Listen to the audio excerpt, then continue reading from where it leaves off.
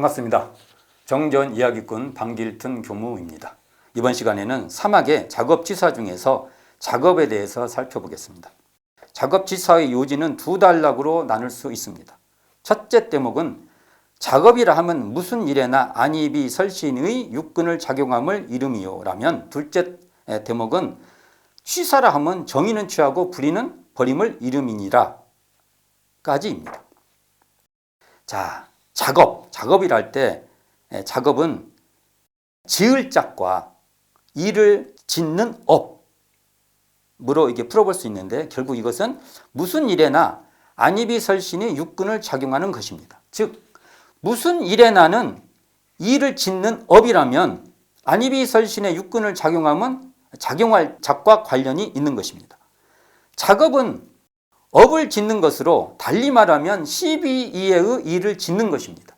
그러므로 작업은 육근으로 업을 짓는 것이요 몸과 마음으로 12이해의 일을 짓는 것입니다. 산다는 것은 이처럼 심신작용을 하는 것입니다. 몸과 마음을 이렇게 작용하는 것이죠. 그렇게 몸과 마음을 작용하면 결국은 업을 짓게 됩니다.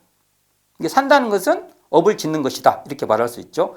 이러한 작업을 벗어난 삶이란 헛된 공상으로 불가능합니다. 작업을 벗어나는 삶은 불가능하다는 것이죠.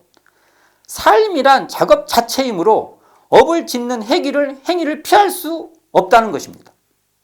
업을 닦고 업을 청산하자는 말도 실상은 업을 새롭게 다시 잘 지차는 뜻으로 읽을 수 있습니다. 잘못된 습관과 같은 업에 물들지 않으면서 업을 도리어 적극적이고 창조적으로 지차는 뜻으로 읽을 수 있는 것입니다. 작업은 무슨 일이 되었든지 그 일에 육근을 작용하는 것입니다. 무슨 일에나는 원불교 교전의 저본인 불교 정전에서는 대소간이라고 표현되어 있습니다. 크고 작은 일간. 그렇죠? 일은 큰 일도 있고 작은 일도 있습니다. 일은 12이해이므로 12이의 일은 다양합니다. 크고 작고 이런 일도 다양하다는 것이죠. 작업이라는 것은 크든 작든 무슨 일이 되었든 간에 육근을 작용하는 것입니다. 이처럼 행주자와 어묵동정 간에 다양한 일에 당면합니다. 우리는 어떤 행동이든 간에 다양한 일에 우리가 당면하게 돼 있다는 것이죠. 응용하는 데에나 경계를 대하는 데에나 12이의 일이 있게 된다는 것입니다. 또한 일에는 순한 일도 힘겨운 일도 이것도 저것도 아닌 일도 있는 것인데요. 결국 작업은 안입이 설신이 육근을 작용하여 12이의 일을 짓는 것입니다. 즉 몸과 마음으로 짓는 심신작용의 행위다, 이렇게 또 정의해 볼 수 있는 것이죠. 그런데 여기서 안입이 설신의 육근작용은 단순히 육근으로 끝나지 않는다는 것입니다. 자, 이 점이 중요하죠. 바로 이런 쌍인 성품을 잃고 작용하냐, 이런 쌍인 성품 자리에서 작용하냐는 차이가 있다는 것입니다. 이런 쌍을 놓치고 육근을 작용하는 작업이 있고, 이런 쌍 자리에 근거해서 육근을 작용하는 작업이 있는 것입니다. 그러나 작업을 할 때 실은 이런 쌍에서 벗어난 적이 없습니다. 우리가 망각하고 있을 뿐이지 이런 쌍을 떠난 적은 없다는 것입니다. 결국 육근을 작용한다는 것은 이런 쌍인 성품 자리에서 육근을 작용하는 것입니다. 육근 작용은 성품에 바탕되어 있기에 실은 성품을 벗어날 수 없는 것입니다. 성품의 바탕에 있는 안입이 설신이 육근을 작용하는 것이 됩니다. 원불교 정전회의에서 육근을 작용한다는 것은 원망부족하고 지공무사한 성품을 작용하는 것이라고 회의하고 있습니다. 육근을 작용하는 작업은 결국 이런 쌍인 성품의 기반에 있다는 것입니다. 그러므로 작업은 첫째, 이런 쌍인 공정영지의 광명의 기반에 있습니다. 대소유무의 분별이 없는 자리이며 생멸거래의 변함이 없는 자리며 선악업보가 끊어진 자리며 언어명상이 동공한 자리로서 공정영지의 광명을 따라 대소유무의 분별이 나타나서 선악업보의 차별이 생겨나며 언어명상이 완연하여 시방삼계가 장중에 항구슬같이 드러나는 것이 바로 이런 쌍인데요.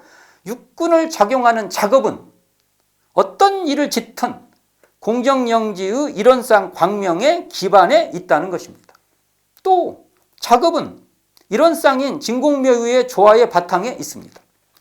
진공묘유의 조화는 우주 만유를 통하여 무시관급에 은연자지하는 것으로 이것이 바로 이론상입니다. 육군을 작용하는 작업은 어떤 일을 짓든 진공묘유의 조화의 기반에 있는 것입니다.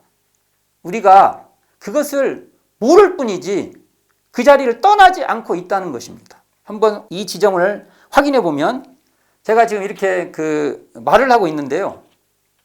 지금 말하고 있죠. 근데 이걸 저를 보고 있어요.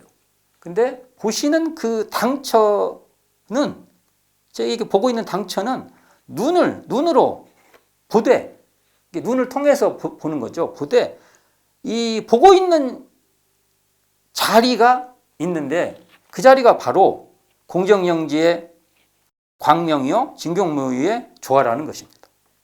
지금 강의를 듣고 있죠. 제가 이렇게 말을 하면 이게 듣고 있는 당처가 있어요. 귀로 듣되 귀를 통해서 듣고 있는 자리가 있는데 이 자리가 바로 공정영지의 광명이요 진공묘유의 조화라는 것입니다. 내가 그 자리를 알든 모르든 그 자리가 늘 바탕에 있다는 것입니다. 이론상 법어에서 이 자리를 이 원상은 눈, 코, 귀, 입, 몸, 마음을 사용할 때 쓰는 것이니 원망부족하고 지공무사한 것이다라고 정의하고 있습니다.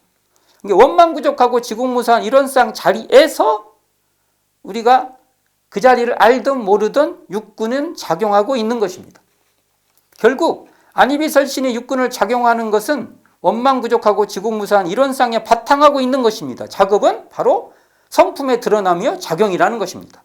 눈을 사용할 때 이론상의 성품의 바탕에 있는 것이며 귀를 사용할 때 이론상 성품의 바탕에 있는 것이며 코를 사용할 때 또 입을 사용할 때 이론상 성품의 바탕에 있는 것이며 몸을 사용할 때 마음을 사용할 때도 이론상 성품의 바탕에 있다는 것입니다.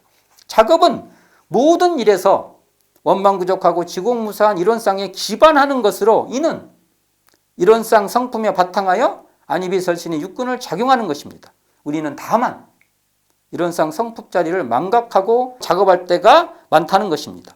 이론상에 바탕하여 작업하냐 못하냐가 중요 핵심이 되는 것입니다. 그러므로 우리는 이 작업을 할 때 이론상을 수행의 표본으로 삼아서 작업지사해야 한다는 겁니다. 이처럼 우리는 우리의 작업은 안이비설신이 육군을 동작하는데 거기에서 이론상을 기반하냐 못하냐가 원불교 작업지사의 중요한 핵심 요소가 된다는 것입니다. 오늘은 작업지사의 요지 중에서 작업에 대해서 살펴보았습니다. 감사합니다. 지금까지 정전의학육군 방길튼 교무였습니다.